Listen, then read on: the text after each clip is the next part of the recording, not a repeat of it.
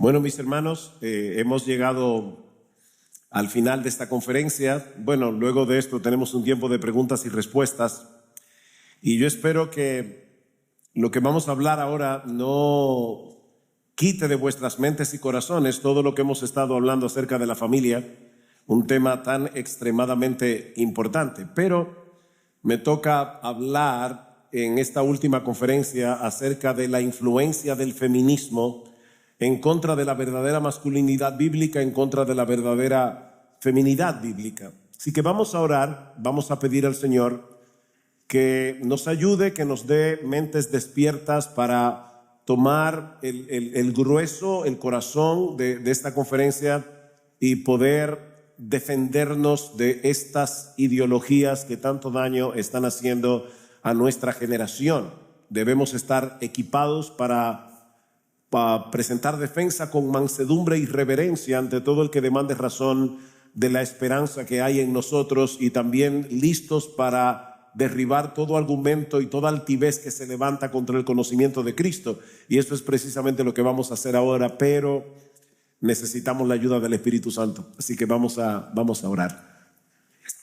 Señor, queremos darte gracias por tu bondad para con nosotros en estos días de conferencia. Gracias por lo que tú nos has dado hasta aquí a través de cada uno de los expositores. Señor, te rogamos por una bendición muy especial por cada hermano, cada hermana que ha venido a esta conferencia, por las iglesias que están aquí representadas. Alabamos tu nombre, Señor. Queremos ser sal y luz en la generación en la que tú nos has puesto, nos has colocado. Ayúdanos a mantener esa antorcha encendida y en alto para la gloria de nuestro precioso Señor, en cuyo nombre nosotros pedimos tu ayuda. Amén y amén. Como les decía, hermanos, en las dos conferencias anteriores que me ha tocado exponer, vimos en primer lugar la verdadera feminidad, luego vimos la verdadera masculinidad y las implicaciones de este diseño de Dios para nosotros como sociedad, como iglesia.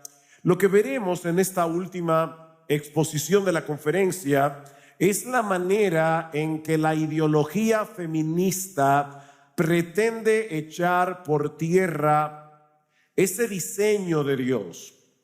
Vamos a ver qué es el feminismo que propone, las tácticas que usa para hacer avanzar su agenda y cómo podemos proteger sobre todo a nuestras hijas de esta corriente de pensamiento. Ahora, de plano, de antemano, quiero darles una advertencia. Vamos a estar mencionando nombres que no son comunes, que han influido y están influyendo en la mentalidad de nuestra generación. Por favor, no traten de captar todos los nombres. Lo importante aquí no es que tú recuerdes quién es Simone de Beauvoir, o que tú recuerdes quién es Betty Friedan, o que tú recuerdes quién es Judy Butler. Vamos a mencionar estos nombres porque son importantes y esto va a quedar grabado en una conferencia. Pero mis hermanos, la carga de mi corazón es que podamos entender el peligro ideológico que nos rodea, porque es un peligro tan real y tan letal como la guerra que se está llevando a cabo en Medio Oriente en este momento. De ahí la importancia de esta última conferencia. Las raíces del movimiento feminista vienen de muy lejos.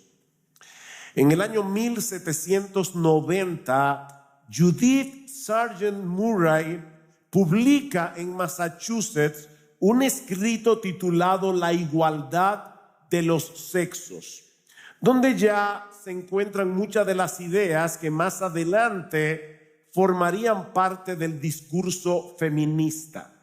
1790. Apenas 2 años más tarde, 1792, Mary Wollstonecraft publicó su famoso libro Una vindicación de los derechos de la mujer. Por cierto, Mary Wollstonecraft es la madre de Mary Shelley, la autora de la famosísima novela Frankenstein. A partir de ese momento comienzan a circular textos que presentan una imagen bastante negativa del matrimonio y de los roles tradicionales, pero todavía sin producir mucho impacto a nivel popular. Bueno, esto habría de cambiar radicalmente en 1848 con la publicación del Manifiesto Comunista de Karl Marx. En el manifiesto, Marx presentó a la familia tradicional como una institución creada por la clase burguesa. Los que conocen algo de marxismo saben que Marx ve el avance de la historia a través de la lucha de clases entre la burguesía y el proletariado. Y lo que Marx está diciendo es que el matrimonio tradicional no es más que una institución creada por la clase burguesa para mantener estructuras de poder y propiedad. Según Marx, el hombre en el matrimonio es el opresor, la mujer es la oprimida y el hogar es el campo de batalla dentro de la lucha de clases. A partir de esta idea, se concluye que para liberar verdaderamente a la mujer era necesario destruir la estructura matrimonial. Hermanos, estamos hablando, recuerden, 1848. Esto no comenzó en el 60, en el 1960. Ya no se trataba solamente de cambiar las condiciones económicas, sino de derribar todo lo que desde la perspectiva de Marx y los marxistas mantenían la desigualdad. Ahora, ¿qué pasó con el marxismo? La revolución que Marx anticipaba no se materializó en Occidente. La historia es muy extensa, no tenemos tiempo para entender todo esto, pero ustedes saben que la revolución marxista triunfa en Rusia, pero no triunfa en Alemania. Y eso fue para los marxistas algo extraño. Ellos se preguntaron por qué en el 1919 los marxistas alemanes trataron de derrocar el poder y resulta que el proletariado se puso del lado de la derecha, no del lado de la izquierda. Y eso lleva a los marxistas a pensar, hay algo aquí que no está funcionando. Y es el hecho de que para que haya un cambio en la sociedad, no podemos únicamente cambiar la estructura económica, tenemos que cambiar la cultura. Importante ese punto. Ahí nace lo que hoy conocemos como el marxismo cultural, que lo que trata de hacer es una estrategia que busca transformar la sociedad desde adentro, no con balas, sino con ideas. ¿Cómo?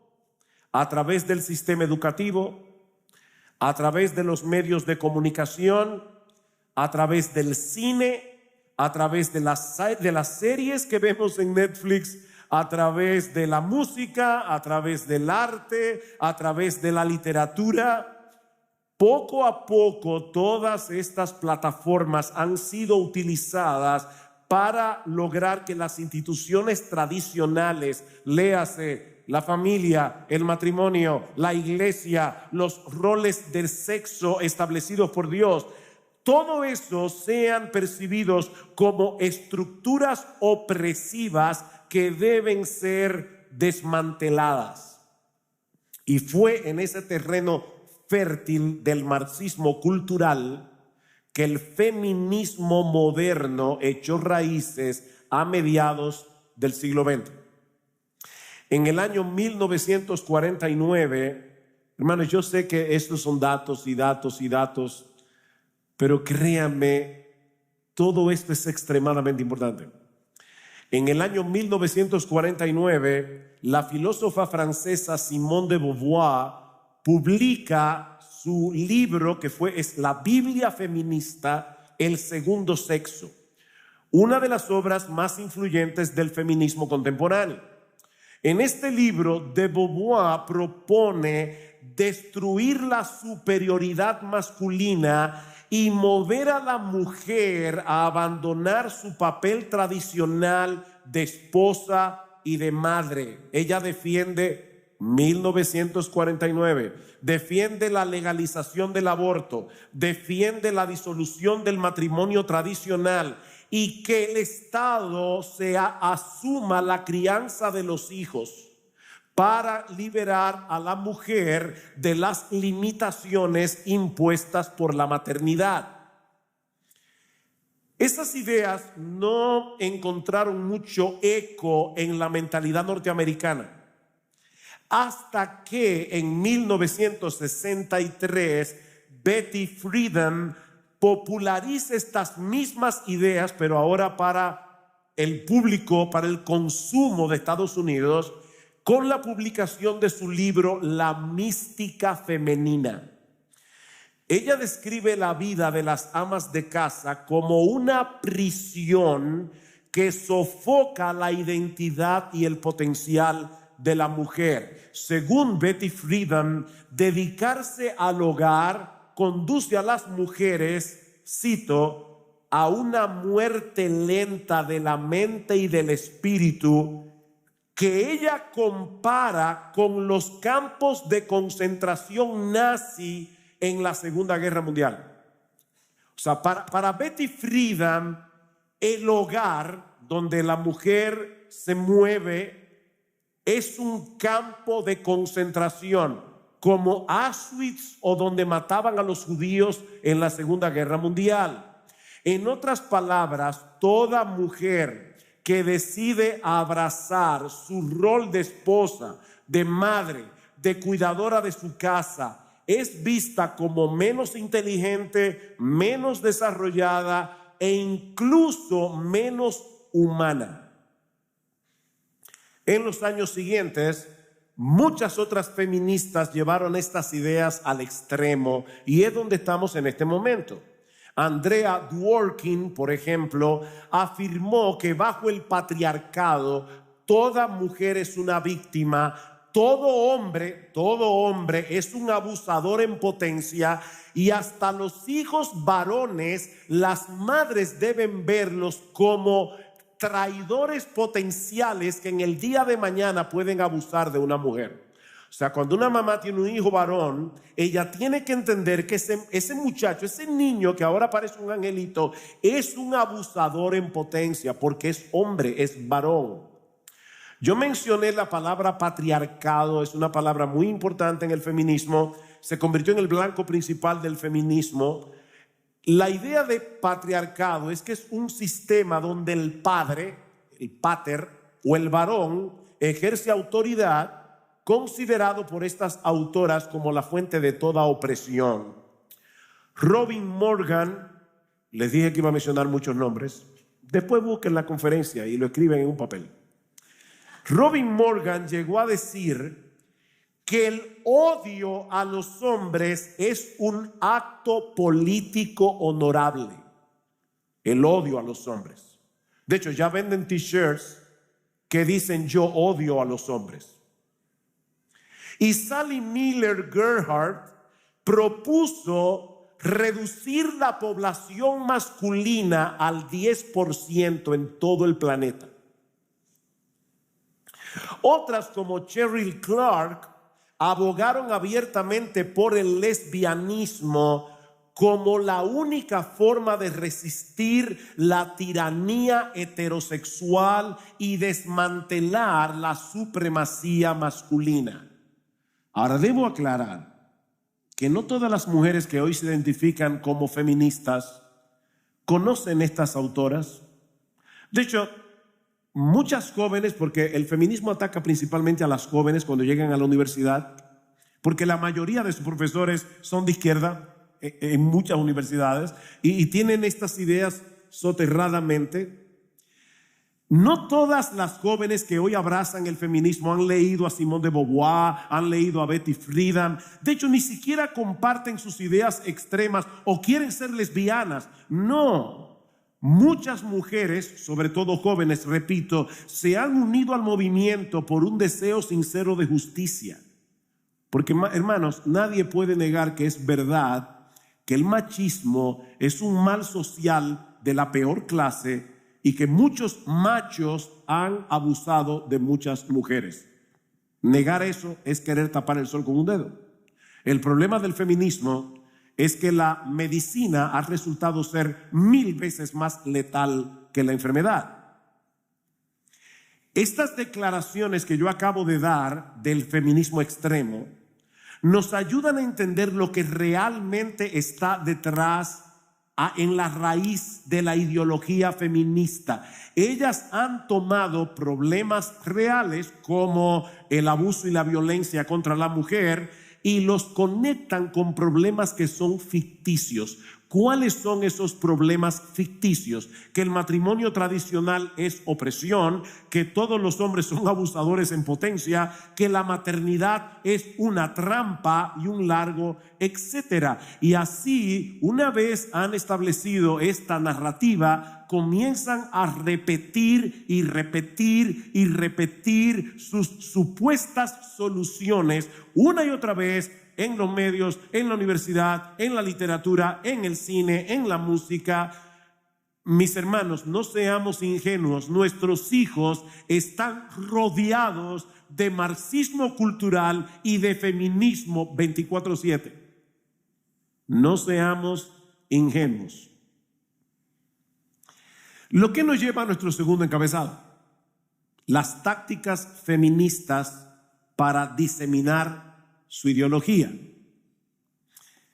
Ya hemos visto los orígenes del feminismo, sus principales postulados. La pregunta que queremos responder ahora es: ¿cómo es que estas ideas, que en sus inicios parecían tan radicales, se han convertido en sentido común para tantas personas hoy día? ¿Cómo llegamos aquí? Aquí es donde entra en juego el marxismo cultural que yo les mencioné hasta hace un momento. Si usted habla con una persona hoy y le habla del marxismo económico que planteó Marx, probablemente te va a decir: tú estás fuera de época, ese marxismo ya murió. El marxismo en el que nosotros creemos es una lucha de clases diferente, donde los opresores son todas las minorías, ya sean los heterosexuales en contra de los homosexuales y los trans y todo lo demás. O sea, es todo lo que parece una minoría marginada de la sociedad. Ellos están a favor de esa ideología, de esos grupos. Y déjenme decirles algo, mis hermanos: los jóvenes educados en iglesias cristianas que no son convertidos al Señor son probablemente el blanco más fácil para estas ideologías. Porque el marxismo cultural es una religión sin Dios, pero es una religión que tiene su narrativa de la creación, de la caída, de la redención. Y los jóvenes que no se quieren someter a el cristianismo, y como preguntaban en el tiempo de preguntas y respuestas pasados, debemos nosotros decirle a nuestros hijos ya de 18, 20 años que sigan yendo a la iglesia. Un muchacho que ha sido criado en un hogar cristiano y que repudia el cristianismo ve en el marxismo cultural una solución, aunque él no le ponga esa etiqueta, porque él se ve a sí mismo como uno de esos marginados que necesitan ser liberados de la opresión que el cristianismo ha impuesto sobre ellos. Nuestros hijos no creyentes son blanco fácil de todas estas ideologías, aunque ellos nunca en su vida hayan leído a Marx. En lugar de tomar las calles con armas, los marxistas culturales tomaron las aulas de las universidades, de las escuelas, tomaron las pantallas de la televisión, YouTube. Pongan ustedes el nombre, las canciones, los cuentos infantiles. Yo no vi Blancanieves, la última, ni la voy a ver. Pero sí leí las críticas, hermanos, tenemos que estar informados. Tenemos que ser entendidos en los tiempos. Y Blancanieves y los 7 enanitos, que tan bonita que era la película del 40 y pico, en muñequitos, en dibujos animados. Es un tratado feminista. No es el príncipe el que rescata a la doncella hermosa. No, ella se vale por sí misma y el príncipe es un tonto. ¿Ustedes creen que nuestros hijos van a ver Blancanieves y los 7 enanitos y ellos no van a estar siendo impactados, influenciados por todas estas ideologías en una manera muy sutil? Sobre todo si los padres no nos sentamos con nuestros hijos a analizar lo que ellos acaban de ver en el cine. ¿Qué te pareció esto? ¿Dónde tú ves el problema? ¿Dónde está la mentira? ¿Dónde está la verdad? Alguien decía, miente, que algo queda. Y es a eso que están apostando. Mis hermanos, ya no se trata de una revolución con barricadas. Es una revolución cultural silenciosa que se está peleando en diferentes campos de batalla. ¿Cuáles son esos campos de batallas? En primer lugar, a través de la educación y de las instituciones académicas. Desde las aulas más tempranas hasta las universidades, el pensamiento feminista ha sido sembrado, cuidadosamente regado y cultivado con paciencia. Si logras que una generación repita una narrativa desde niños, lograrás que la siguiente generación la vea como una verdad incuestionable. Piensa, de verdad, si mi abuelo hubiera escuchado que hay personas que creen que son hombres atrapados en el cuerpo de una mujer, le hubiera dado un infarto.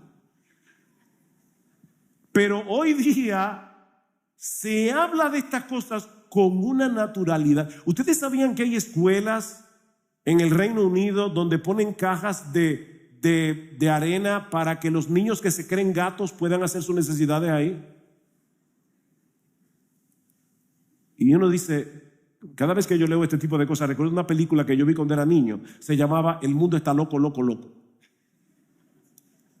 Sin embargo, esa narrativa ha sido repetida tantas veces, que tú no eres lo que dice la biología, tú eres lo que tú percibes ser. Resulta que ahora el ADN no es lo que determina, las células no es lo que determina, tu cuerpo no es lo que determina si tú eres varón o hembra. De hecho, ahora mismo hay géneros fluidos, o sea, tú puedes ser hombre a las 12 y a las 6 mujer. Y uno se pregunta, ¿cómo llegamos aquí? Hermanos, que se ha repetido y repetido. Déjenme hacerles una pregunta muy sencilla. Mis hermanos, ¿cómo es que los niños aprenden a hablar? Ustedes le dan un libro de gramática española. No, tú tomas al niño y le dices, ven mi amor que te voy a dar tu biberón. ¿Le dicen biberón aquí? ¿Cómo? Tetero, ok. Ven mi amor, te voy a dar el tetero porque tú eres colombiano. Ok, entonces tú le das al niño, cada vez que tiene hambre le dices tetero, tetero, tetero, y el niño inmediatamente comienza a aprender en su mente, esto es el tetero. Bueno, cuando tú le dices a un niño que existen las personas trans, que tu sexo no viene definido en tu nacimiento, que eso fluye y que depende de cómo tú te percibas a ti mismo. Cuando tú le dices eso a un niño una y otra vez, llega un momento que eso es una verdad incuestionable, mis hermanos. Eso es lo que el movimiento feminista ha estado haciendo por décadas en nuestras universidades.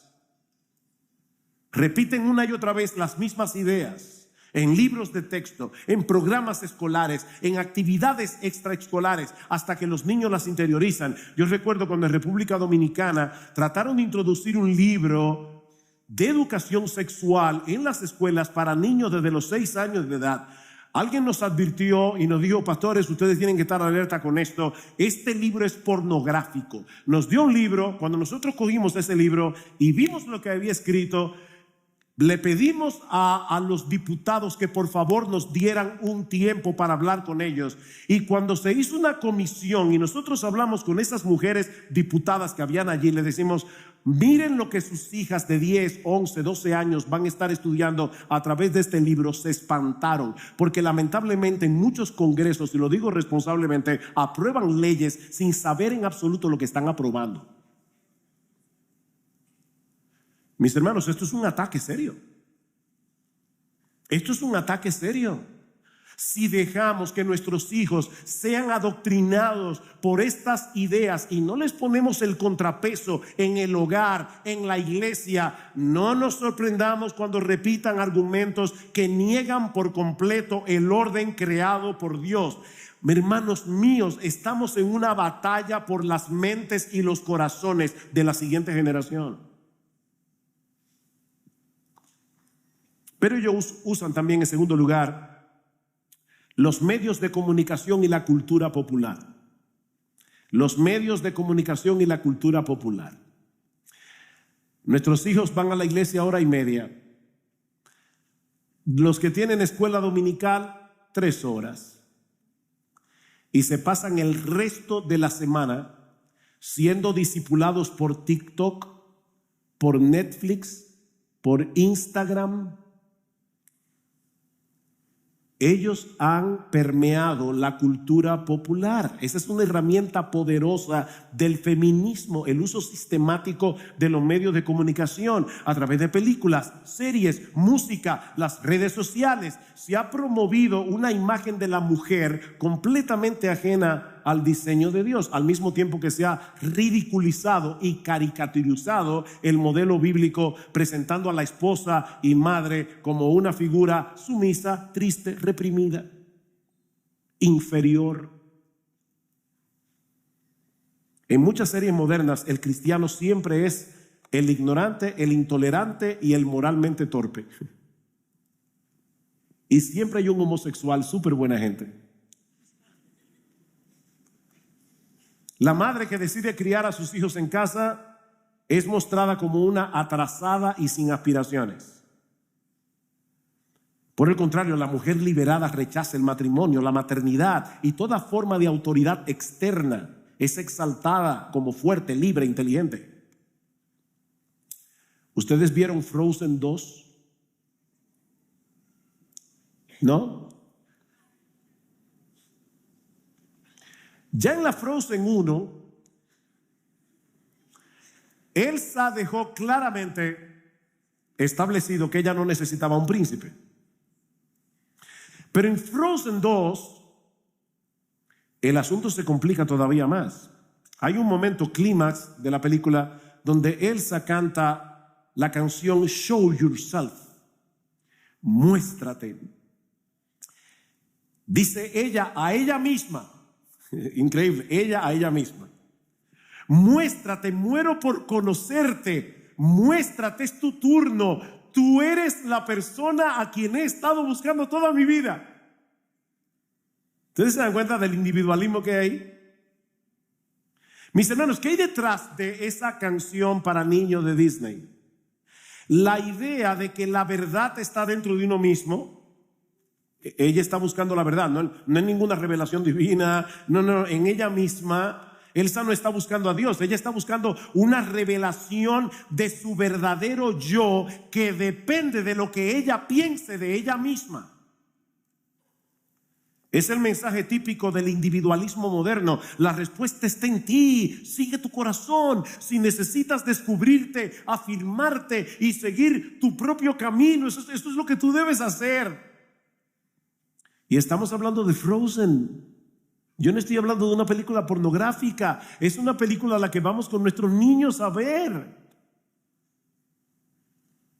Padres, tenemos que estar atentos. Esto no es una simple canción de Disney. Es un discipulado. Están discipulando a nuestros hijos. Es un discipulado emocional que enseña a nuestros hijos que ellos no necesitan ninguna autoridad fuera de sí mismos. Y cuando ellos van a la iglesia y oyen hablar de Dios, de un Dios soberano, de un Dios que se ha revelado en su palabra. ¿Saben cómo ellos ven a Dios? Como un dictador cósmico, un tirano. Ellos no necesitan a sus padres, no necesitan a Dios, no necesitan ninguna Biblia para saber quiénes son y cómo deben vivir. Y si no los ayudamos a ver, ellos van a absorber todas estas ideas sin darse cuenta. Yo mencionaba hace un momento de los colombianos y la diferencia en República Dominicana. Yo soy dominicano. Y hay cosas de la cultura que nosotros absorbemos como el aire que respiramos. Tú hablas como hablas porque eres colombiano o eres venezolano. Es lo que tú viste desde que naciste. Es algo que tú has absorbido. Y yo soy dominicano. Yo hablo como, bueno, no sé si yo hablo como dominicano. Mucha gente me dice que yo he perdido el acento. Pero bueno, eso es otro tema. Ser dominicano es mucho más que haber nacido en República Dominicana y tener un pasaporte dominicano. Yo lo he dicho otras veces, creo que aquí mismo en conferencias en Colombia, los dominicanos somos increíblemente puntuales. Eso es una característica de nuestra cultura. Tú invitas a un dominicano a una reunión que va a comenzar a las 8 y él llega a las 10 en punto. Y es increíble, es algo, nadie nos dice, sean impuntuales. No. Lo que yo estoy diciendo, hermanos, despierten. Lo que estoy diciendo es que nuestros hijos están absorbiendo una cosmovisión. A menos que nosotros tomemos la palabra infalible, todo suficiente de Dios y discipulemos a nuestros hijos desde que están en el vientre de la madre. Hermanos, esto es urgente. En tercer lugar, a través del activismo político y social. Las feministas organizan marchas, protestas, campañas con consignas que de paso a simple vista parecen muy justas. Igualdad de derechos, igualdad de elección, protección a la mujer. Ustedes se han dado cuenta que las mujeres que están a favor del aborto no dicen que ellas están a favor del asesinato de bebés. No, ellas son pro-choice. O sea, son pro elección. Ellas no son pro asesinato, porque decir que son pro asesinato suena muy feo. Y tú no lo vas a comprar. Muchas veces lo que hay detrás de todas esas frases son cosas como la promoción del aborto, la desconstrucción de la familia, el rechazo al diseño bíblico de la feminidad. Como bien señala Carl Truman, vivimos en una época en la que muchas palabras han sido vaciadas de su significado original y han sido rellenas de un contenido ideológico nuevo. Son la misma palabra de hace 40 años con otro significado. Salud reproductiva. ¿Qué significa eso? Aborto. Acceso al aborto, eso es salud reproductiva. Yo no sé salud para quién. Igualdad de género. ¿Quién puede estar en contra de que los hombres y las mujeres sean tratados en igualdad de derechos? Pero en realidad lo que esa frase implica es negar toda diferencia biológica entre el hombre y la mujer. Otra frase famosa, empoderamiento femenino. ¿Qué significa eso? Léase, desprecio a la maternidad y desprecio al hogar. ¿Ven? Tienen otro significado. Y nosotros debemos tener discernimiento. Hermanos, no repitamos lemas sin pensar. Preguntémonos qué quieren decir realmente. ¿Cuáles son las presuposiciones que están escondidas detrás de todas esas frases pegajosas? 4, a través de la literatura y las publicaciones.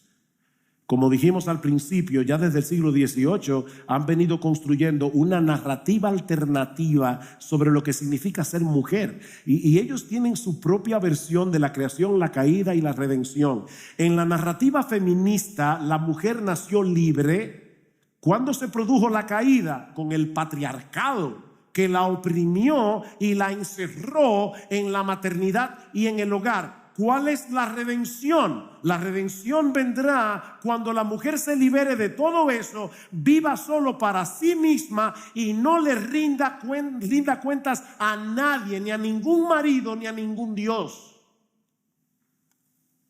¿Se dan cuenta que es otro evangelio?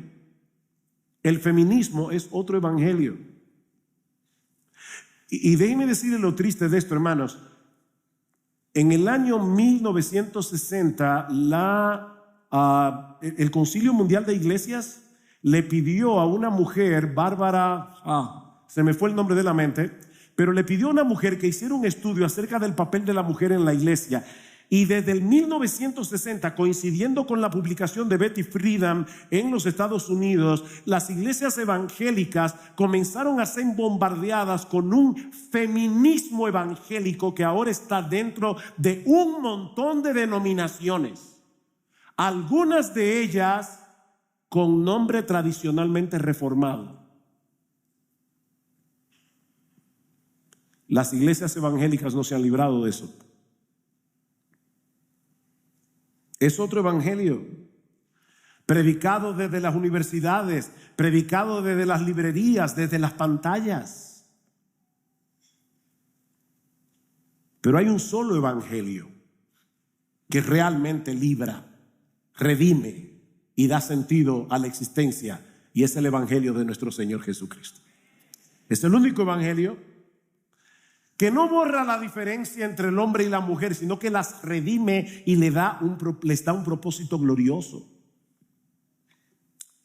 Miren, mis hermanos, nadie nace ideologizado. Es un proceso de formación. Recuerda, miente, que algo queda. Y mientras ellos adoctrinan, padres cristianos, nosotros debemos discipular en casa. El discipulado comienza en casa. Mientras ellos repiten consignas, nosotros debemos repetir verdades. Repetir y repetir y repetir. Deuteronomio 6, ¿recuerdan? Hablarás de ella en la casa, al levantarte, al acostarte, en el camino. Porque la luz siempre vence a las tinieblas, pero solo si se enciende. Repito eso. La luz siempre vence a las tinieblas, pero hay que encenderla. Y es tu responsabilidad y la mía encender esa luz en nuestra casa 24/7.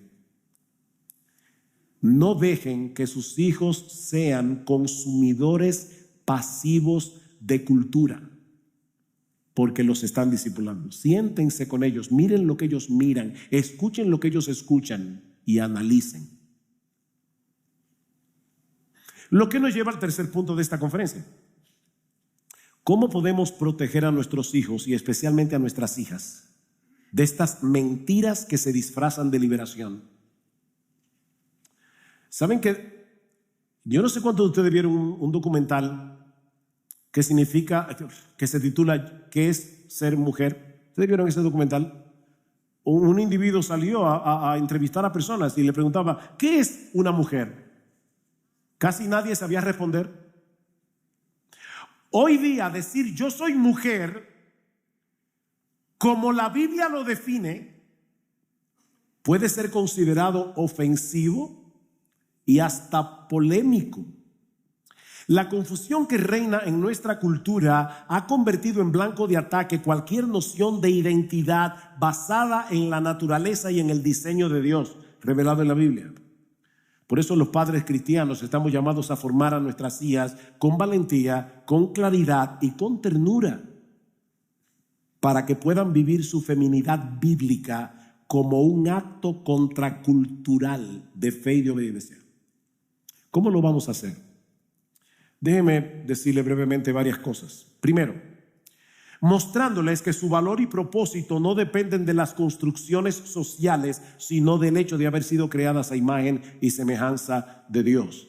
Hemos estado hablando de Génesis 1, 2 y 3. mis hermanos, esos pasajes son fundacionales para entender toda la Biblia y para entendernos a nosotros mismos. Tenemos que educar a nuestros hijos, discipular a nuestros hijos en Génesis 1, en Génesis 2, en Génesis 3. Ahí es donde ellos van a aprender que el hombre y la mujer fueron creados por Dios como portadores de su imagen. Esto significa que su valor no depende de logros personales ni de conformarse a las expectativas sociales, sino del hecho de que Dios los hizo como mujeres y hombres para reflejar su gloria.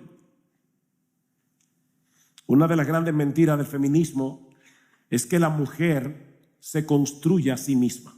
Simone de Beauvoir decía: no se nace mujer, se llega a serlo. ¿Qué significa eso? Cuando nace una niña en un hogar tradicional, le pintan la habitación de rosado, le buscan muñecas. ¿Saben qué están haciendo ahora en las escuelas? Están vistiendo a los niños de rosado, a las niñas de azul. A los niños se les está dando muñecas para que le den el tetero, como dicen ustedes, y a las niñas le están dando pistolas, martillos. ¿Ustedes creen que esto es una broma? Eso es adoctrinamiento. Nosotros tenemos que educar a nuestros hijos y decirles: no. Se nace mujer o hombre, varón o hembra. No hay más sexos que esos dos, porque la Biblia lo dice. La feminidad no es una invención cultural, es un diseño divino, como lo es la masculinidad. Segundo, educándolas en una cosmovisión bíblica.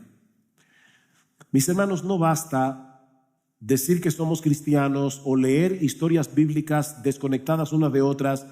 Debemos aprender a ver la realidad como Dios la ve, o como solían decir los filósofos cristianos del pasado, a pensar los pensamientos de Dios después de Él. A pensar los pensamientos de Dios después de Él. Es crucial que eduquemos a nuestras hijas para interpretar todo lo que ven, todo lo que oyen, todo lo que experimentan a través del lente de las Escrituras. Eso incluye enseñarles cómo entender su cuerpo, cómo entender su sexualidad, cómo entender sus emociones, su rol en la familia, su papel en la iglesia, su misión en el mundo. Tú y yo como padres tenemos que enseñarle eso a nuestros hijos. La iglesia no es la primera responsable de educar a tus hijos.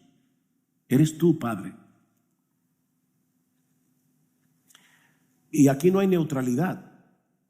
Si ellas no desarrollan una cosmovisión bíblica, van a terminar absorbiendo una ideología secular sin siquiera notarlo. Y eso, déjeme decirle algo, se habló en el tiempo de preguntas y respuestas de los devocionales. Ok, no se ofendan conmigo. Yo creo en el devocional familiar, en mi casa practicamos el devocional familiar y era una delicia sentarnos con nuestros hijos, abrir las escrituras, cantar. Pero de lo que estamos hablando, mis amados hermanos, no se logra solo con devocionales familiares de 15 minutos. Se forja alrededor de la mesa, se forja en la conversación diaria, en cómo interpretamos una película, una serie, una canción. Estás en el centro comercial, está sonando una canción en el altoparlante. Háblale a tus hijos de esas cosas. La formación espiritual ocurre tanto en el altar familiar como en el camino a la escuela, en el centro comercial, en el cine, en cualquier lugar. Debemos enseñar a nuestras hijas a pensar como cristianas. Eso incluye discernir los mensajes que se transmiten en la educación, en la cultura popular, en los medios de comunicación, que muchas veces presentan como liberación lo que en realidad es esclavitud al pecado. Y debemos orar. Debemos orar. Esta es una batalla que se pelea de rodillas. Pablo dice en Efesios capítulo 1, versículo 18, que nosotros necesitamos que Dios alumbre los ojos de nuestro entendimiento para que podamos ver realmente. La verdad no solo se discierne con inteligencia, sino con un corazón renovado. Padres, tenemos que orar. Tercero, sumamente importante, modelando en el hogar los roles bíblicos con amor, humildad y gozo. Debemos modelar en el hogar los roles bíblicos. Padres, yo he tenido la oportunidad de hablar con muchas jóvenes. Tengo ya 43 años en el ministerio. Comencé muy joven. No es que soy muy viejo. Y es una pena el hecho de que muchas jóvenes han abrazado el feminismo no porque lo aprendieron en un libro, sino porque vieron en sus hogares un modelo distorsionado de autoridad masculina. Cuando ellas escuchan que los hombres son abusadores en potencia, se identifican con ese mensaje porque tristemente su padre fue un abusador. ¿Ven el problema?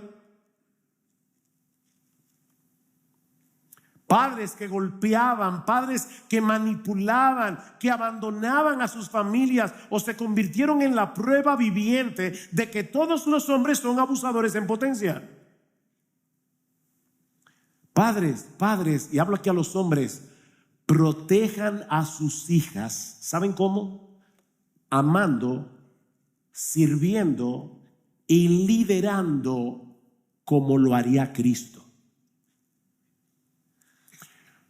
Mañana, cuando una de estas ideólogas feministas, que puede ser su propia profesora, sobre todo de lenguas, yo no sé por qué las profesoras de lenguas son las que más se ven tendientes a la izquierda, pero cuando mañana su profesora feminista le diga a tu hija que todos los hombres son un abusador en potencia, ellas le van a decir: yo no sé en qué hogar tú te criaste, pero mi papá era un hombre líder y amante al mismo tiempo. Eso defiende a las mujeres. La autoridad bíblica no es dominio, es servicio sacrificial. La autoridad masculina sin santidad, hermanos, es una tragedia. Pero cuando es ejercida con humildad, con ternura, con firmeza y muestra el rostro de Dios que protege y cuida y edifica, qué diferente es.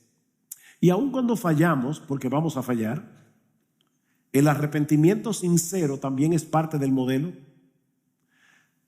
Yo no sé cuántas veces llegó a pasar en casa que llegó la hora del devocional y antes de abrir la Biblia tuve que decirle a mis hijos: antes de empezar el devocional yo quiero pedirles perdón, porque en un momento dado hablé en una manera más brusca de lo que debía haber hablado. Por favor, hijos míos, perdónenme. Sí, papi, estás perdonado. Ok, vamos a abrir la Biblia.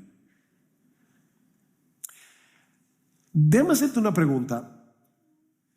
Padres, varones masculinos, ¿cuándo fue la última vez que tú le pediste perdón a tu esposa? ¿O cuándo fue la última vez que tú le pediste perdón a uno de tus hijos? Por favor, piénsalo. Porque si hace mucho que no lo haces, no es porque no has pecado contra ellos, es porque eres un orgulloso. Y ese orgullo está desprotegiendo a tus hijos de todas estas ideologías infernales. Y lo estoy diciendo así suavecito, para que vean que no estoy enojado.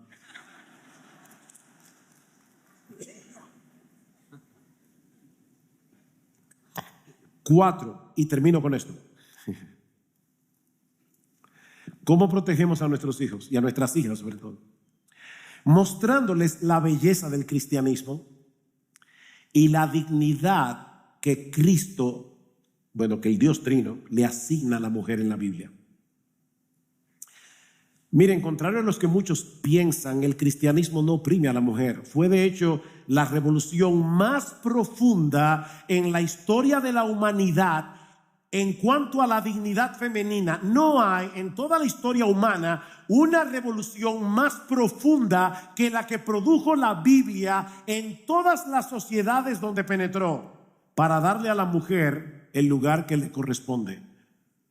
Una mujer hindú y le dijo a un misionero: óyeme, el libro que tú predicas debe haberlo escrito una mujer. Dice: ¿por qué tú dices eso? Y dice: porque dice cosas tan bonitas de la mujer. Nuestros maestros nunca dicen eso. En el mundo grecorromano, donde nació el cristianismo, el estatus de la mujer era apenas superior al del esclavo. Mis hermanas, ¿saben cuál era la palabra que usaban los romanos para referirse a las mujeres? La palabra latina imbecilitas. ¿De dónde viene la palabra imbécil? Porque se consideraba que la mujer era jurídicamente incapacitada. De hecho, Platón decía que si un hombre se comportaba como un cobarde en esta vida, reencarnaba en la otra como una mujer. Y eso que Platón no fue el filósofo griego que más maltrató a las mujeres. Hay otros peores. Fue en ese contexto que los apóstoles, bajo la inspiración del Espíritu Santo, escribieron textos como Gálatas capítulo 3 versículo 28, donde se afirma la igualdad espiritual entre hombres y mujeres en Cristo. Fue en ese contexto que Pablo escribió en Efesios capítulo 5 versículo 25: maridos, amad a vuestras mujeres, así como Cristo amó a la iglesia y se entregó a sí mismo por ella, para santificarla, habiéndola purificado por el lavamiento del agua, por la palabra. ¿Ustedes se imaginan a un hombre criado en la cultura greco-romana escuchando esta carta de Pablo a los efesios? Era algo completamente revolucionario. Fue en esa cultura donde Pedro escribió a los hombres: igualmente vosotros, maridos, tratad a vuestras esposas como un vaso más frágil y como a coherederas de la gracia de la vida, para que vuestras oraciones no tengan estorbo. Donde quiera que el evangelio ha sido predicado y abrazado, las mujeres han sido dignificadas. En la India, por ejemplo, ustedes conocen el satí, ¿verdad? Era la costumbre de quemar a las viudas cuando se moría el marido. La quemaban vivas. Y Guillermo Carey, el gran misionero bautista, fue el instrumento que Dios usó para eliminar esa práctica. En África, cuando moría el jefe, mataban a sus esposas y concubinas. Esa costumbre fue erradicada cuando penetró el cristianismo. El problema nunca ha sido la Biblia. El problema siempre ha sido el pecado. Quien usa la Biblia para oprimir a una mujer no la está aplicando, la está distorsionando. De hecho, ¿han oído estos estudios de que en el cristianismo hay tantos hombres que abusan de las mujeres y el rating de divorcios es igual a lo que pasa en el mundo? Eso es incorrecto. ¿Saben qué es lo que pasa? Que en Estados Unidos, cuando hacen una encuesta, en Estados Unidos hay un montón de personas que son cristianos nominales, y cuando le preguntan ¿de qué religión tú eres?, dice: yo soy protestante, y ya lo ponen ahí. Pero está comprobado, eso es lo que se llama una encuesta amañada. Está comprobado que los hombres que asisten regularmente a una iglesia y que realmente viven como cristianos no oprimen ni abusan de sus esposas en la gran mayoría de los casos. Lo que pasa con esos hombres que son cristianos nominales es que toman de la Biblia lo que le conviene. Después lo distorsionan, y cuando la esposa trata de hablar, le dice: cállese, usted debe estar sujeta a su marido. Bueno, ese hombre no solamente es un cristiano nominal, o sea, es un hombre que va camino al infierno creyendo que es lo que no es, sino que es un abusador. Maridos, les recuerdo lo que les decía en la conferencia pasada. Dios no nos ordena en su palabra someter a nuestras esposas, nos ordena amarlas. Son ellas las que deben someterse voluntariamente. En conclusión, no dejen que estas ideologías modernas, hermanas, les roben la joya preciosa de un espíritu afable y apacible que es de gran estima delante de Dios. Ser mujer en un mundo caído es difícil, pero también es un privilegio sagrado que refleja la sabiduría y el diseño perfecto de Dios. Me encanta cómo lo dice Elizabeth Elliot. El pecado de Eva fue el de la arrogancia. Eva, dice ella, procuró usurpar a Dios, un pecado fatal más allá de lo peor que pudiera haber imaginado. En lugar de eso, dice Elliot, Eva debió haberle respondido a la serpiente: déjame ser mujer. Y eso es precisamente lo que cada cristiana está llamada a decirle a este mundo: déjame ser mujer. No según las definiciones fluctuantes de la cultura, sino según el diseño sabio y amoroso del Creador. Mis hermanos y hermanas, Cristo nos compró con su sangre para que podamos exhibir la gloria de Dios que nos creó para ser hombres y mujeres. El mundo, el hogar y la iglesia necesitan desesperadamente hombres y mujeres que abracen su llamado con gozo y convicción.